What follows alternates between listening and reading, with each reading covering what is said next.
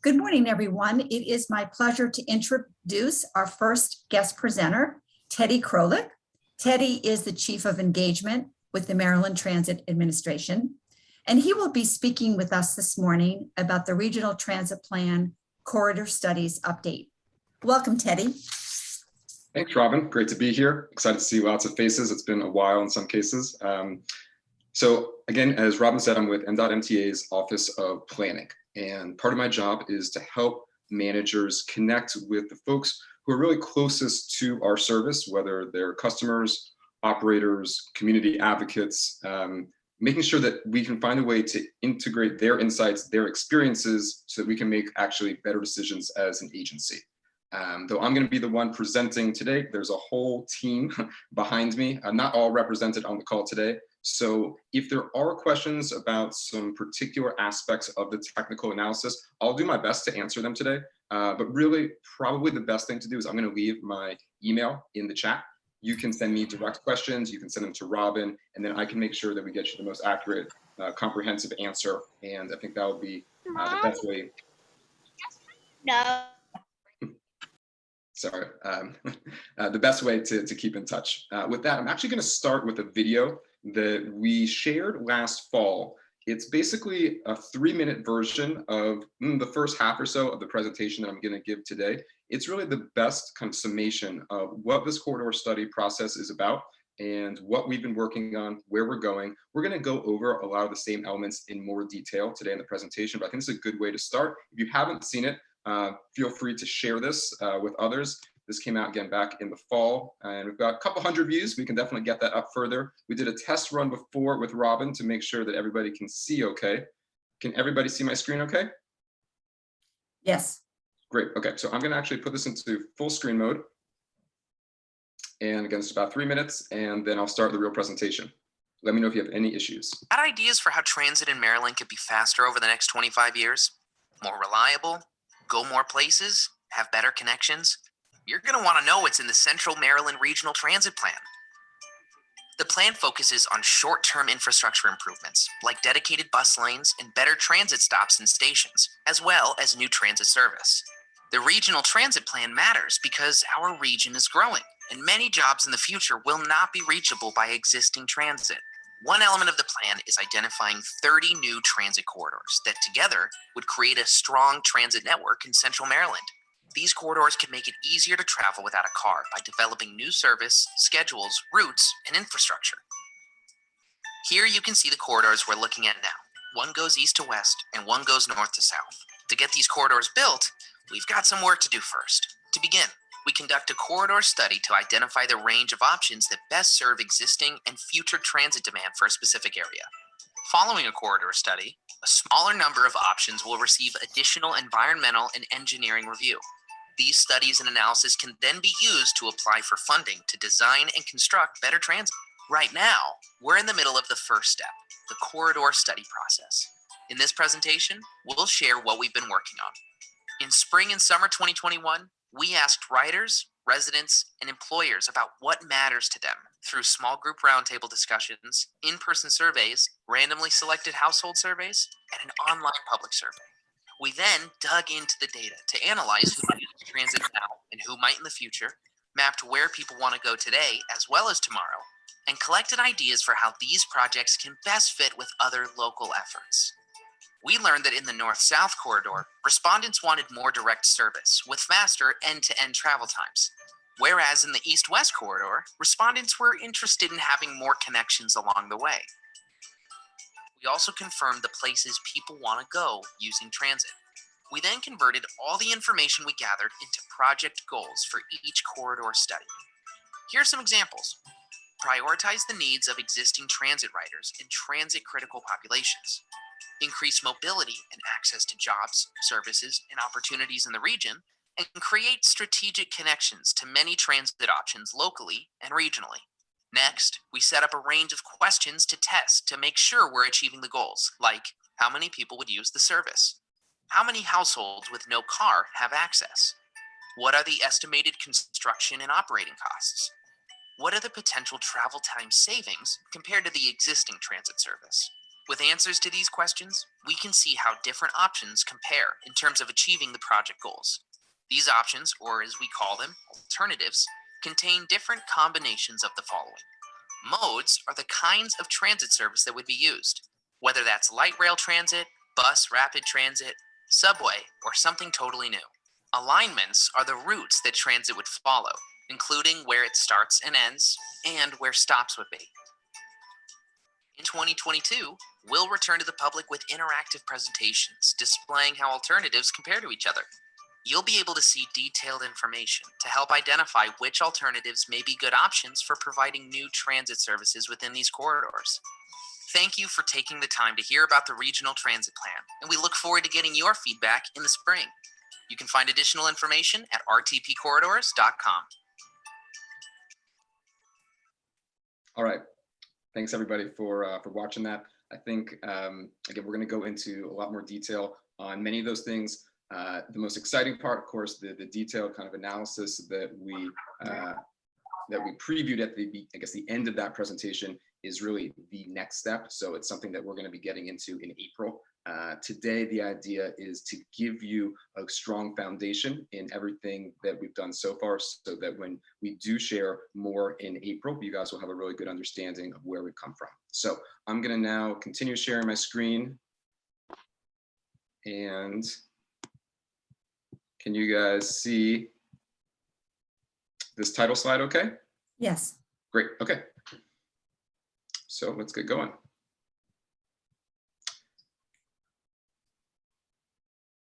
All right, so some of the information I said we're going to go over today is new.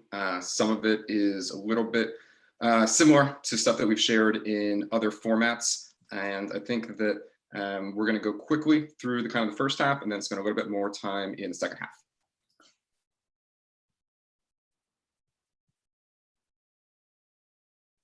So again, as background here for the RTP, this is a project that you've probably heard about a few times before. I think probably Holly or Kate from our office has provided some level of update.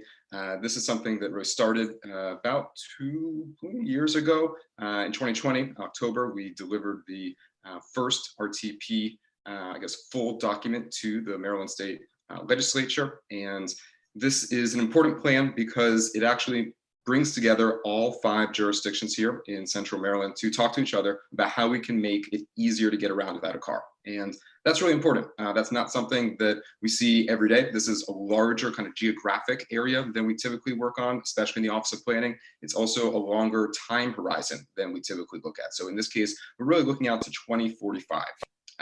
So what kinds of things are included in the RTP? These are some examples of the projects, and some, as you can see, are happening right now. Things like dedicated bus lanes. Some are going to be happening in the near future, some in the longer term future. Today, we're going to be talking about the regional transit corridors.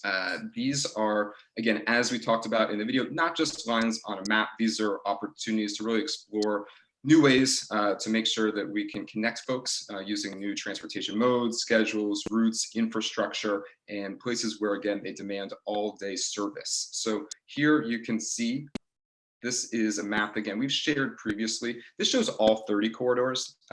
These were, again, developed by the RTP Commission alongside of MDOT MTA, local jurisdictions, Baltimore Metropolitan Council, also going out to members of the public. We divided up these 30 into different kind of, again, early, mid, and long-term opportunities. So that basically just sets kind of a schedule for where we'd start with certain ones and then where we would then progress. Again, this is the definition that we're using for these regional transit corridors. We went over it in the video, so I'm going to go pretty quickly and instead start getting into what we've been doing. So as a recap, these are the 2 corridors that we're looking at right now, north-south and east-west. Those nice green and blue blobs are trying to indicate that there are a range of different routes and alignments that we're considering. So there are no specific streets at this point, no specifics that, again, would actually require straight lines. So that's why we've kind of shown the different kind of general ideas of where these routes could extend to. And then the purpose of putting together the alternatives, as we're going to get into later, is to test a bunch of different ideas. So right now, we're going to be talking about the 7 that we've selected so far for analysis. The next phase, again, which is going to be starting just in a month or two in April, is going to be reducing that number down to 2 or 3 that will receive just further engineering and environmental analysis. This is the overall corridor study process. Again, if anyone is having issues reading the text, I will be sharing this presentation with Robin afterwards, so you can read it at your leisure. You can see here that basically we are just transitioning between evaluate alternatives and compare alternatives. So we have been spending basically the fall and winter doing modeling with the Baltimore Metropolitan Council. We are now just preparing to be able to share again with the public the information that we've learned, especially as we show how the different alternatives are comparing across these different measures of effectiveness, which we'll get into.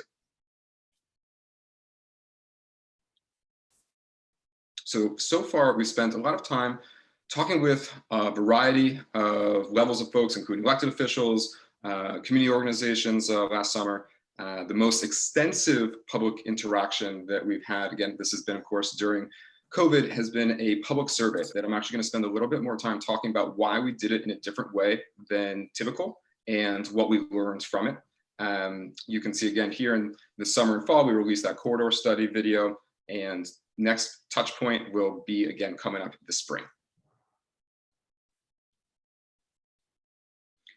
So as I said before, typically when we put out a survey, you guys have seen this before, we put out a link on social media and we kind of hope for the best that a good selection of people will tell us honest answers.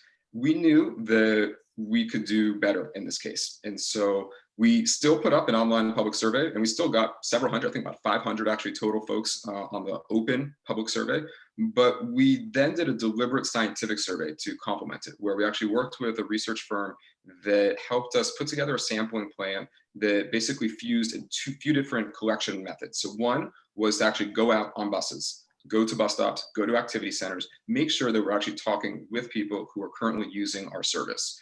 The second thing we did to get a broader, again, more representative sample of the entire geographic area was to send randomized household mailers. So if you lived within, forget exactly what the radius was of those kind of green blobs, but you would receive an invitation to take a survey online or on the phone. We also were able to do follow-up phone calls in the cases where we had numbers attached to those addresses, and then again, put together a random selection of people who maybe have never taken transit, but who do live in this area, do have valid opinions, and we don't usually hear from. So as you can see, the direct outcome of the survey is to help us put together accurate goals and objectives, which we can then turn into measures of effectiveness, which we can then share with you to show how we're operationalizing these different goals and to see how the alternatives are comparing. So I want to go into a little bit of what we learned from the survey. We mentioned some of the things on the video, but I want to show you one interesting thing where we divided basically into subgroups the sample that we collected. So here I'm showing you non-riders versus riders. Okay, so riders are defined as folks who are taking transit at least occasionally before COVID-19. Non-riders are folks who weren't. You can see here a very big difference in their perceptions of transit. This is why we felt it was so important to do the additional sampling, because otherwise these things usually get kind of mixed up in an open survey. If you dig deeper, there's actually, again, more really interesting information that we learned about how the non-riders and riders also perceive different strengths and weaknesses of transit. So, for example, non-riders felt like it was actually pretty easy to get information about transit, whereas riders felt like the best thing about transit was that it was actually pretty affordable. Those are things, again, that make sense. I'm not going to spend a whole lot more time on this today, on this specific slide, but I am going to show you a few other things that we learned. So here we asked people to actually go through the general blob shape that we showed you and imagine these different destinations and then tell us which you'd like to be able to get to by transit. We gave different options kind of in these different quadrant areas. And so here you can see that riders and non-riders in some places coincided in terms of their preference for example, in the western portion, Route 40, but you can see that they diverge as we get closer to downtown, then again converge when you get to Johns Hopkins Hospital, and then have some differences. These are things that can help us, again, as we put together the different segments and termini to think about what are some different connections that we should be sharing with folks. That's for the east-west corridor. Here for the north-south, now north-south corridor, you can see we did a similar thing where we divided up the kind of blob into these different areas. And you can see how riders and non-riders, again, had similar preferences. In some places, diverged in others. Obviously, York Road and Charles Street, had some strong responses. You're going to see later in today's presentation how we interpreted that, so we could put together different alignments that tried out, again, different options here. Going pretty fast, but I know that we've got a lot of information to cover, so it's okay with you. I'm going to get into the corridor goals.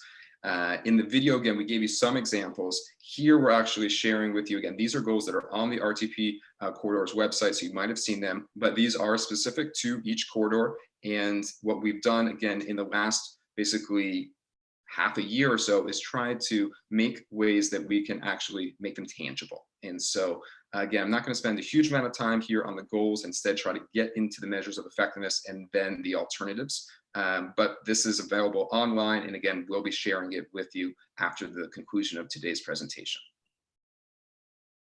So here you can see that we've actually divided up the goals into some kind of sub themes and trying to think about how we can actually measure big questions like equity. So here you can see that we are looking actually at a combination of criteria. So low income population within half mile of a transit station, the number of minority communities within half mile of transit station, number of households with no car within half mile of a transit station.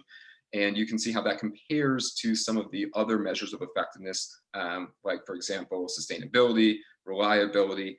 These are things that we're, again, going to be coming back to you very soon and showing how each of the alternatives performs. And you'll be able to see exactly what the current projections are based off of the modeling. And we think that this is going to be really important because it helps us make those 7 turn into 2, turn into eventually 1 locally preferred alternative. So again, going to go a little bit quickly here. Reminder here of this is how we put together alternatives. We take a whole bunch of different routes and think about where they could start, where they could end, different segments, connecting different anchors and activities. And then we also look at a few different modes. And sometimes we look at individual modes, sometimes we combine them and then put together, again, what we're calling alternatives. So this is all mostly a recap of what we shared in the video, but again, I'm here to answer questions about this and to go into a little bit more detail. So as a recap, these are the modes that are under consideration for each corridor. We've got light rail transit, bus rapid transit, heavy rail, and in some cases, a combination of them. And these are the modes the technical team determined were best matched to being able to accomplish the goals and objectives set for each corridor. These, again, have a range of operating costs, capital costs. You'll see, again, more detail about that when we come out in just a month or so with more information on all the different corridors and different alternatives. I should be a little bit more precise that we're going to be showing the east-west corridor first before the north-south. We'll get into that schedule just in a few. But this is, can everybody see again? This is a little bit small, but I'll be sharing it with the group. This is the range of east-west alternatives. And this is where I want to spend a little bit of time. You can see that we've got a few different termini. You can see that we've got a few different kind of segment connections in the first case. So that's the alternative A. You can see that we've got light rail basically going from CMS to Bayview to the waterfront, or sorry, through the waterfront. In alternative B, we've got bus rapid transit that's going from Ellicott City to Bayview via CMS and then through downtown. The thing to note here with alternative B is that as it goes downtown, we're actually thinking about a downtown transit only street. So that would be a street that would be converted for the sole purpose of transit. This is something that we've seen in other cities, and we wanted to include it in at least one of the alternatives. You can see here again in alternative C that we've got bus rapid transit from Ellicott City to Bayview via US 40. Then in D, bus rapid transit from Ellicott City to Evanston Village, but then converting to a heavy rail, so that's subway, from Evanston Village to Bayview. So there is a combination effort. In alternative E, we've got light rail going from CMS to Essex through Hopkins Hospital and Bayview. Then in F, bus rapid transit from CMS to Essex via Hopkins Hospital and Bayview. So again, E and F are just light rail and BRT options compared to each other. And then finally in alternative G, we've got bus rapid transit from CMS to Bayview via the waterfront. This is the same as alternative A, but instead of it being light rail like in alternative A, this is a bus rapid transit. So these are the east-west alternatives that we're currently looking at. Again, we're about to share all of the different alternatives as they perform according to these different measures of effectiveness. I'm going to go on now to the north-south alternatives.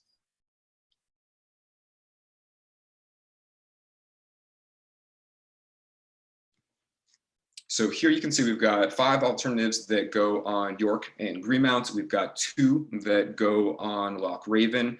All of them include significant stops in Towson, but there are different, again, termini options that we're testing here. And so on the first couple, you can see how we're looking to go on York Road via light rail, via bus rapid transit.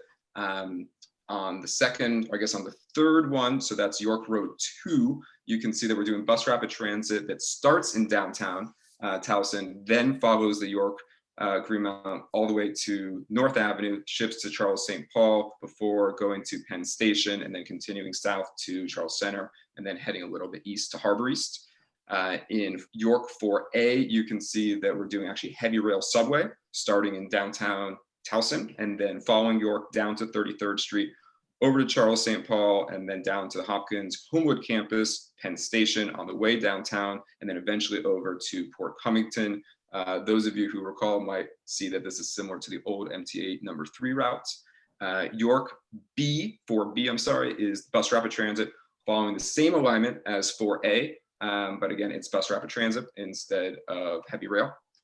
And then we've got the Loch Raven options here, which is light rail starting in Lutherville, then going down through Goucher, Loch Raven to 25th Street, over to Charles Street, St. Paul, and then to Penn Station and downtown. And then finally, we've got Loch Raven 4, which is bus rapid transit instead of light rail, following a similar route. So actually, that's a little bit different. I'm sorry. So the bus rapid transit in Loch Raven 4 starts in Towson, then it goes down 33rd over Charles St. Paul, then to Homewood, then Penn Station, and then it goes actually eventually out of Harbor East. So it's a little different. So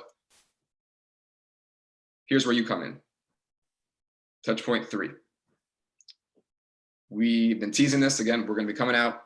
We're hopeful in April. Still, we're working on it right now, so it's a little bit of a moving target, but we would like to come out in east-west in April. We'd like to come out with north-south in June. We're planning a full schedule of events, both in-person and virtual. Likely not going to be large in-person indoor events, but instead going to bus stops, going to places like West Baltimore Mark. For those of you who were with us back in 2019, when we were developing the regional transit plan, we had actually, I think, our best event at the Owings Mills Metro station, where we're able to catch folks who are just coming off and on the train.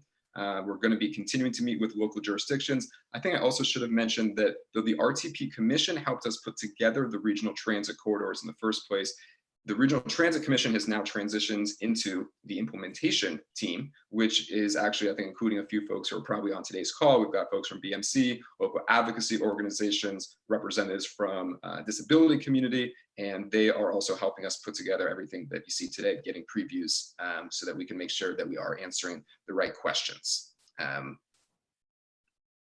So as a recap, these are the kind of schedule pieces that we have in mind for launching the webpage, going out and doing a full public engagement phase in this kind of spring and summer for both corridors, having a public comment period, and then eventually getting into actually a feasibility study, final report, and then going into a reduced number of alternatives for further analysis later this summer and fall. So it's been, again, about a year or so to get from the beginning to where we are today. This is still very early on in the process. There's a long ways to go. Everything that we're sharing still is really preliminary, and we do expect that there will be changes. It's very possible that we might combine, for example, certain elements of the distinct alternatives that we share today to combine them into a hybrid option as we go into, again, the alternatives final analysis.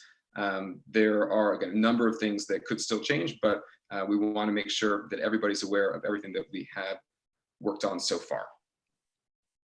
Before I wrap up, I think we're doing okay on time. I've only got one more slide, is while we're working on these long-term transit corridor projects, again, those are things that are going to be taking several to many years. We're also working on short and midterm projects in a lot of the same areas. So you might have seen the announcements this fall about the RAISE projects.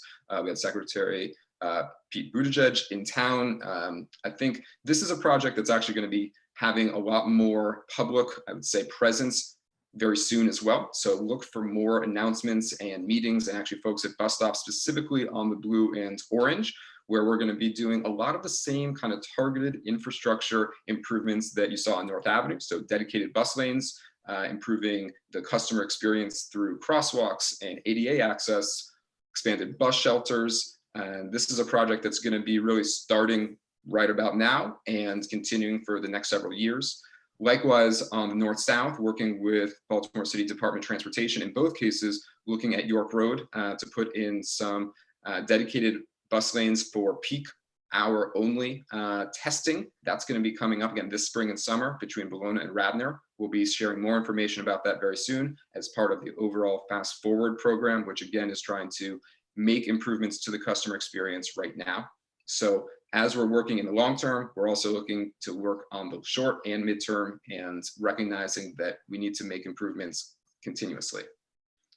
That wraps up today's presentation. You can see basically everything that we've shared today on the website, rtpcorridors.com. You can also get in touch directly with the project team by emailing us. That will go straight to me. If you call, that'll go straight to me. We'll do our best to answer your questions. And again, we do look forward to having a lot more information to share very, very soon. The hope for today was to get you prepared so that you're familiar with everything and you can dive right in when we're ready in April.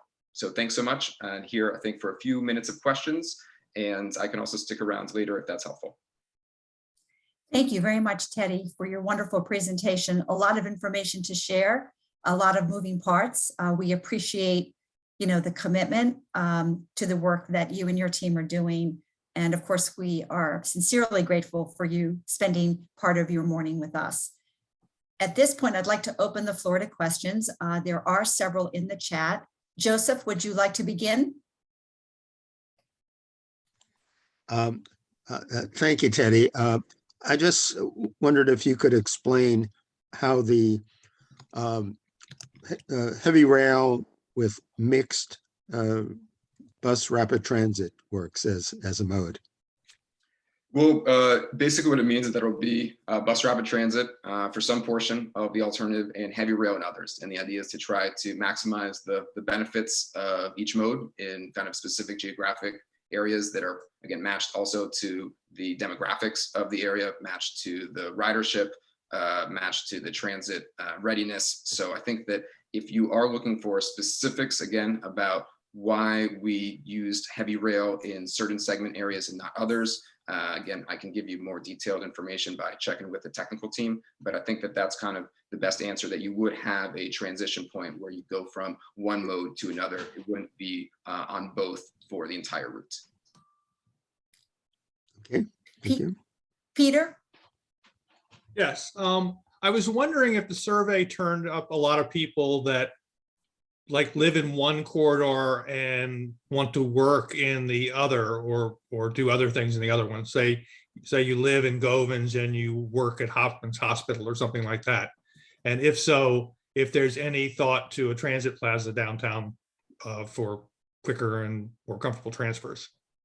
Those are a few different questions. I'm going to try my best to answer them. First, I guess on the travel plaza, certainly MTA has been interested for several years, and more than that, in developing downtown transfer center. That's something we continue to work on internally and work on with local partners, including downtown partnerships. So that independence of these corridors has been an ongoing project and is important to make sure that, again, folks have an easy way to transfer that's comfortable. We know that there are limits with the Baltimore Arena. We know there's also going to be changes to the Baltimore Arena soon. So that is definitely something that is on our minds. In terms of finding out about whether specifically people were interested in, let's say, working in one corridor while living in another, that wasn't a specific question that we did ask, but we allowed folks to answer for specifically the east-west and north-south corridor, the different sets of questions. So for example, if you wanted to tell us again what you think the corridor goals for east-west should be, those would also need to be considered for north-south. We didn't ask you to come up with goals for both at the same time. And so there was a chance for people to kind of divide at that point. Some people did one, some people did both. I think that mostly what we could see is where people wanted to be able to get to by transit and how likely they were to use transit for a variety of purposes. So whether it was for commuting for jobs or if it was for entertainment. Of course, there's a big divide between those riders and non-riders, and also even between kind of the frequent riders and less frequent riders, something that we call, the all-purpose riders. So we did get, again, very detailed information from that kind of relatively small sample. In total, we spoke to, I think, about 500 riders about this, again, in the kind of that scientific sample. I think that in total, we had about 1,000 respondents on the survey. If you'd like to talk more about it, we can do that again a little later. Thanks.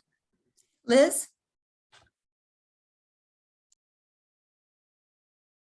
Thank you, Teddy, for such a comprehensive presentation. I was wondering on the North Corridor, in East Cockeysville, there are a great deal of apartments. Many are Section 8, and those residents rely on public transit, and it's a little too far east for them to access the light rail. Is there going to be a more robust transit plan for that area?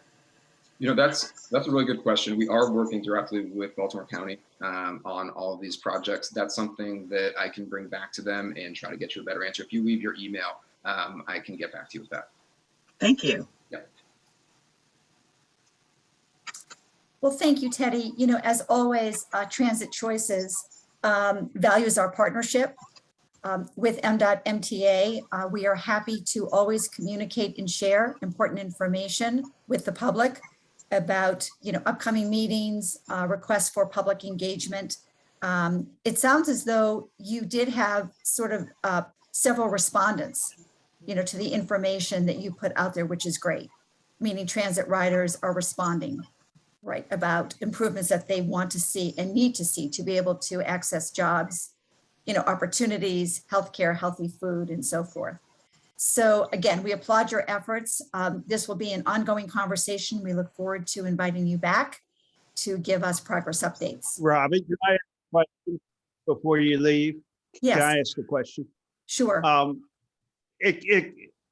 My concern is that right now we have funds coming in from the federal government to the state and city with the COVID relief plan and the infrastructure plan.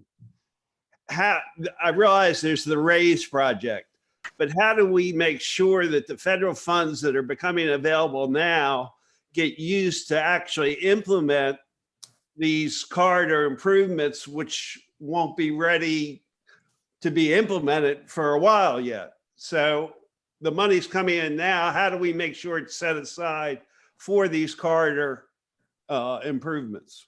Well, Jimmy, you could have come to our Friday afternoon meeting this past week where we spent several hours going through all the different funding opportunities that are coming from the federal government right now and making sure that we have competitive applications into as many as possible. If you've been seeing the press releases, you see that we are very active in grant applications. We're constantly announcing different grant awards. So absolutely, it's a priority to make sure that we have good projects that can make use of the current federal funding. But at the same time, these regional transit corridor studies are absolutely critical to be able to get the really big funding that would make these reality. And so this is the work that we need to do right now in order to be ready in a few years, if that's how much it takes to be able to get the funding for design, for implementation. So we can work on those multiple levels. I also want to just mention, Robin, that we are planning to be out talking with folks very soon. If there are people on today's chat that have ideas for organizations that we should go to, or they'd like to invite us to come speak or to come to an event, feel free to get in touch. We would love to come. Thank you, Teddy. It is now my pleasure to introduce our next guest speaker, Art Guzzetti. Art is the Vice President of Policy and Mobility with the American Public Transportation Association, or APTA, as we like to refer to them as. His presentation is on the federal bipartisan infrastructure law and the opportunities for transformative change. Welcome, Art. Yeah, thank you, Robin. And yeah, you're starting to see my share screen. Let me pop that up. That one? No. Whoops, wrong one. No, yeah, there we go. No, hey, first of all, great to hear Teddy's presentation, and good to see my good friend Holly Arnold on the line, along with you, Robin, Jimmy Rouse, and put me down as a good friend of the Transit Choices Coalition. I've been a guest from time to time, which I value. And I'll go so far as I like your name, Transit Choices. That's what communities need to make themselves stronger. Teddy's presentation was very on point to your local priorities and needs. Mine's going to be much more global, but I think it will be timely and hopefully useful as well here. And this bill, the bipartisan infrastructure law, was my career goes back to when I started. Let me say this: I'm not going to say who the president was, but the initials were JC. So I'll leave you to guess who that might have been. But and the bills over the years have been very welcome. The FAST Act, MAP 21, T21, et cetera, et cetera. But most of them were just keeping up, right? This one is enough. You can see the jump here from the current level, 12.6 billion a year nationwide, to potentially 20 and up.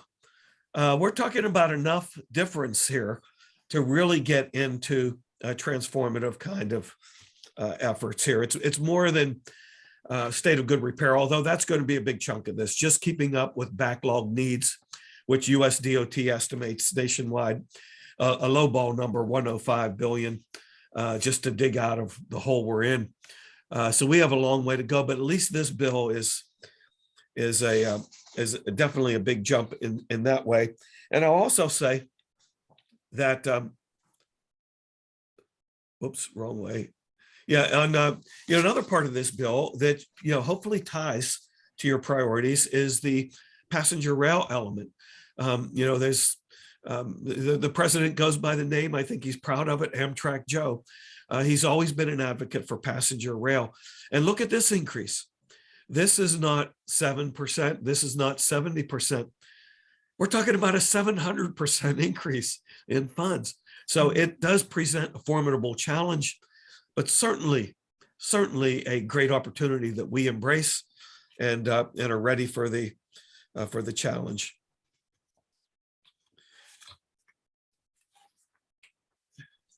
Did I jump to? Sorry. Whoops.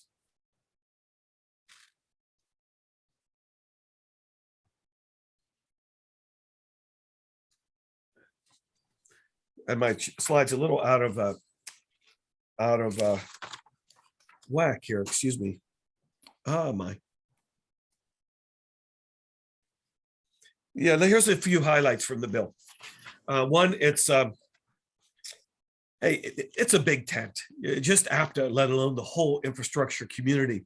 But just in the APTA world, we have to balance urban, rural, suburban interests, small system, big system interests, bus, rail, formula, discretionary, north, south, east, west.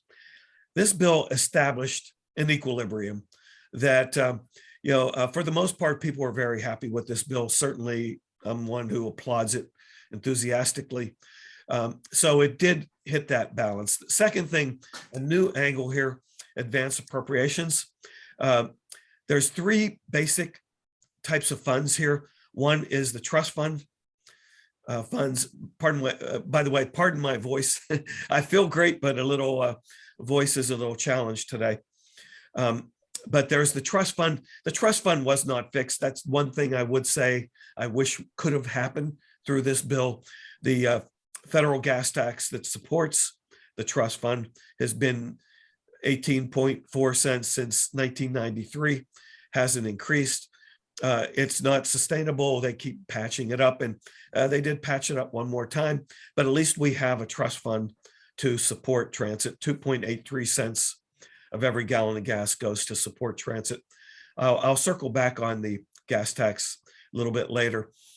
Advanced appropriations, a new idea. In lieu of a trust fund, which provides certainty and is the most dear of all funds, advanced appropriations basically said, well, these are going to be general fund appropriations, but we're going to take care of the next 5 years. So they did that. We expect it to hold. It'll probably be maybe a little challenge from time to time, but so far so good. Let's keep our eye on that. And then there is also general fund authorizations, which means we have to go to bat every year in the appropriations process. So all three levels there. One thing I want to mention, and this has the risk of being TMI, Robin and Jimmy, so I'm going to try to keep it high level, but there's so many details to go into, I might slip from time to time. Multimodal funding. I do want to emphasize this. There's a considerable amount of discretionary funds in the bill, some of it in the FTA account, but much of it is multimodal. And it's basically saying the secretary will decide through, say, the RAISE program or through the infra program or through the mega projects program, what project is most on target with the goals that we want. It's not about building a road, right? It's not about building transit for that matter. It's what goals do you accomplish in so doing. So it's going to be outcome driven. I think based on those outcomes and policy priorities, climate, equity, health, transit can compete very well, right? So let's keep that in mind, that we can really make progress in that area. Of course, that's part of what I'm preaching around the country. Impactful investment, enough money really, not to just nibble at the edges, but to make an impactful difference. So I will underscore that in summarizing this bill, and outcomes focused, as I mentioned. Now, what do I mean by outcomes focused? The overall balance, I did mention that wait, I'm out of whack again here. Yeah, here we go. Oh, there we go. Let me mention one other thing here, and that's that the bill was written in a non-traditional way. It was not written by the transportation committees. It was written by a bipartisan group of senators that coalesced and said, can we agree on something? Can we get something done? And that was very admirable in its aspiration, and certainly I'll applaud the outcome. One thing along the way, as it wasn't written by the transportation committees, and it's a great bill, as I mentioned, but there is a lot to be defined. So you will see a lot going on as we proceed in the way of FRA, FTA, figuring things out. There has been a whole series of what they call requests for information to try to say, help us think this through, and APTA spending a lot of time doing that. Let me say some of the outcomes. Affordability. I was happy to hear that mentioned in Teddy's presentation. A key aspect of transit that sometimes is overlooked. Transportation is such a big part of the household budget, behind only housing, more than food, more than health. People spend on transportation. There's by making transit the affordable alternative is huge, especially in these challenging times, and connecting it to affordable housing, which we haven't always done a good job, can make it even better. Climate friendly. When you crunch the numbers, it's not just the energy efficiency of the vehicle, it's the community that is built around transportation. What kind of community is the result of the transportation backbone that you put down? If it's a sprawling community, it's going to be consuming energy, it's going to be climate unfriendly. So in the end, it's not just, did we have an electric vehicle? In the end, it's what kind of community came from the transportation investment? What kind of community is built upon that transportation investment? Is it an energy efficient climate-friendly community. Access to opportunity, jobs, education, health, all of that is one of the outcomes we want. Customer-centric, social equity lens, vibrant communities, public health. You all know those goals, so I will leave it at that. Let me mention the evolution of urban mobility since 1882. Why did I pick 1882? That's the year APTA was created. And in 1882, it was a national association, North American, in fact, of horse-drawn streetcar companies. That's what it was at the time. So I mentioned this to say there's been a continual evolution. And we've been able to navigate through those evolutions. Sometimes we've lost ground, sometimes we've gained ground. But think of it, we've gone from horse to electric streetcars. They were so ubiquitous for a 30-year period between 1890 and 1930, say 40-year period. The rise of the automobile and what that did to cities, and we were planning. Urban planning was focused on that, and no surprise that transit in cities suffered. That's the way we were planning, right? We made some mistakes there. We don't have to make them again. In fact, we can fix them. So the rebirth of cities, the re-evolution of transit, and now in the current age, an evolving mobility system that's going to, as we come back, we're going to come back differently, but stronger, more resilient, more sustainable, more customer-centric, and more equitable, all of those things. Now, let me mention a few things as I close. One is we're still trying to get through FY 2022 appropriations. We're operating on a continuing resolution. It extends through March 11th. We need to get this appropriations bill done, people. And the reason is it's especially important the first year of this bipartisan infrastructure law. It sets some things into practice that we need. And so we need that bill to happen. I think there's a bipartisan agreement in place to make it happen, but there's always mischief afoot. There's, all of a sudden vaccine mandates crop into the discussion or other issues. Let's just get it done. And I say that because as advocates, we all need to be on the same page. Another thing we need you as advocates, and I don't want to overplay this because it's probably an inside game, but good to know. There's talks about a gas tax holiday, and price of gas is going up, possibly going up even more. And some have said, well, let's create a holiday. Those aspirations are largely political. How can I endear myself to the public by putting a bill out there? It's not good on policy, but the politics could be tricky. If you have, say, a vulnerable senator, they might want to embrace this. We're working on it behind the scenes, but it's not good policy, and folks should know that.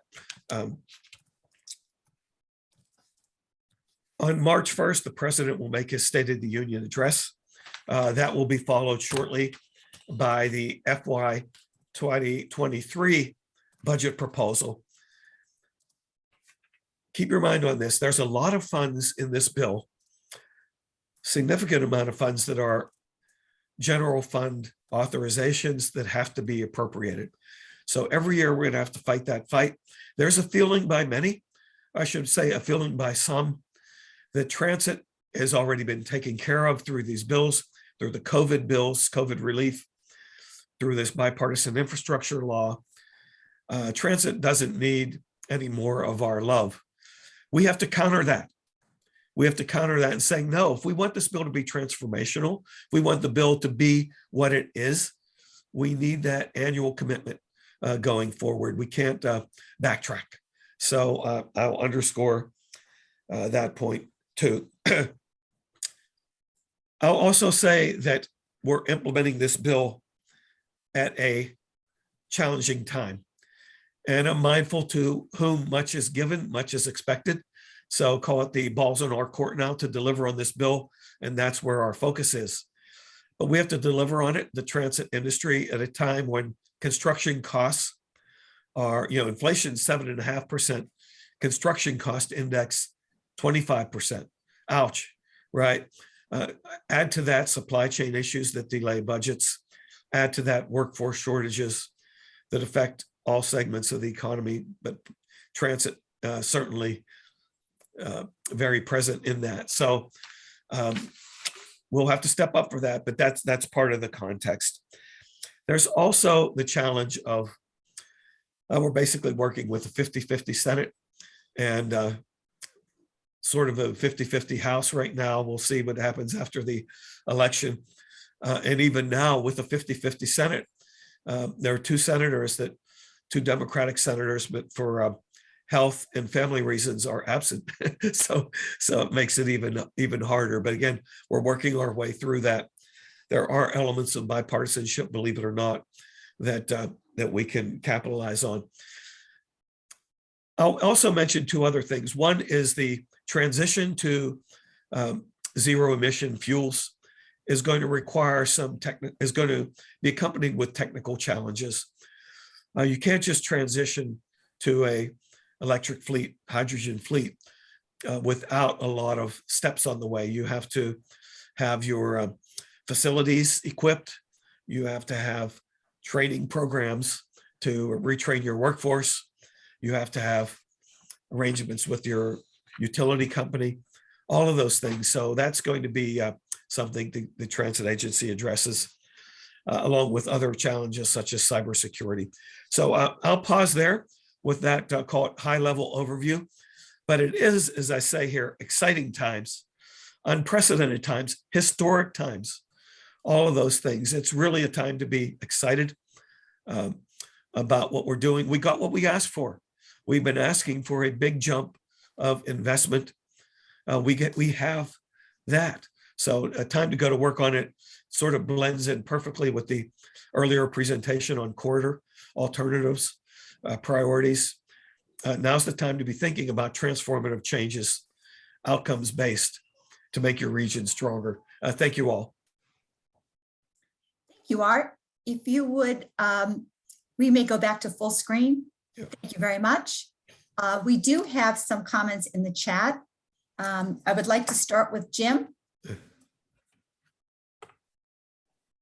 Art, I think you're right about the gas tax, because everybody has talked about the fact that it really needs to be raised. And certainly the pressure on the budgetary pressure of inflation is causing a lot of dislocation right now. But in any event, what level of gas tax do you think is necessary for a sustainable tax program? Yeah, thank you. A good question. The gas tax is a temporary thing. I want to underscore that point. The future of the gas tax is probably limited, right? I think and let me tell you what I'm talking about, if that's not something you talk about every day, right? But the gas tax, as we move to electric vehicles, as we move to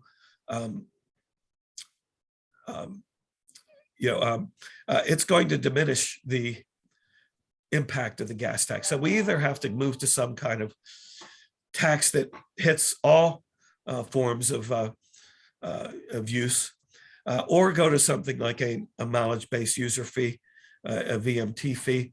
All of these things have political challenges. Certainly the gas tax does too. There is multiple pilot programs around the country to look at VMT fees. That probably is the future, either VMT fee or some surrogate for the gas tax.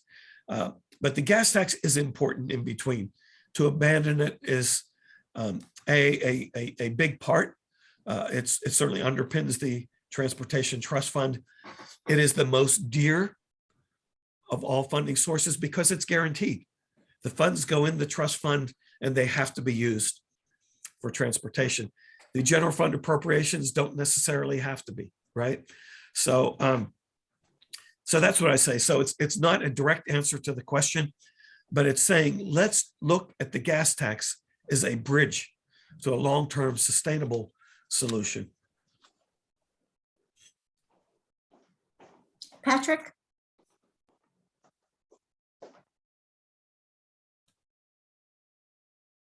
Is Yeah, Art, I guess one of the things I wanted you to say a little bit about is just sort of the amount of funding in the bipartisan infrastructure law that is guaranteed, and I guess the amount of funding that's sort of potentially at risk if the House and Senate change. Yes. And Senate. Yes. The first number, there's a mathematical answer to that question. How much is guaranteed? That gets a little bit into how it plays out. Advance appropriations is a new concept. I think it's structured in a way that it will hold, but it will, we'll have to see because it's untested by history. Let me say 70% is either trust fund or advance appropriations. Let me say 72%. I do have those actual numbers, but that's about right. But that still puts over a quarter of the funds, the general fund. The general fund money, we definitely have to work for. And I'm going to hope it starts with the president's budget, that he proposes an FY23 budget that, based on the success of this law, that's going to put that out there. So I'll say that, Patrick, that I think the general fund money will have to be battled, really, regardless who's in charge of the Senate going forward.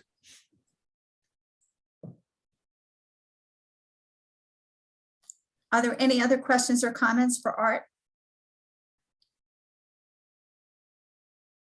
Well, thank you, Art, as always. It's our pleasure to have you speak to our group. You always have your finger on the pulse of what's happening in the transportation arena.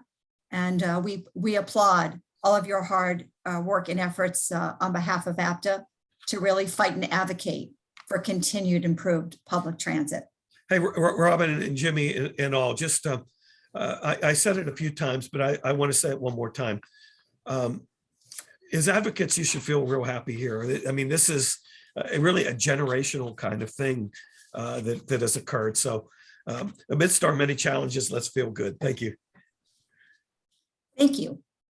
So we have a couple of moments left before we conclude today's meeting. And what we want to do right now is to share with you some of Transit Choices activities. It's been a very, very busy time, as you can imagine. You heard two wonderful presentations.